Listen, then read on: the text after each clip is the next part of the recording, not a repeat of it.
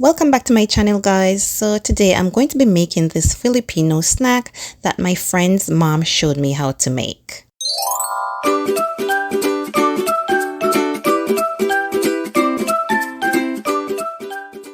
Okay guys, so the ingredients are ripe plantains and some spring roll pastry. You can get this at any grocery store and they also come in different sizes, and this is a pack of 20. So the snack is called Turon, Turon, and it's my first time trying it, so let's go.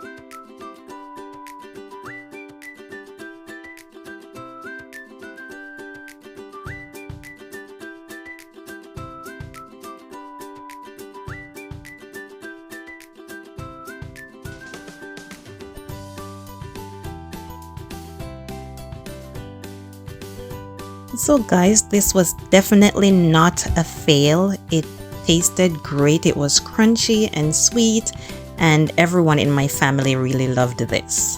It was really easy to make, so let me know if you'll try it, and thanks for watching. I'll see you in the next video.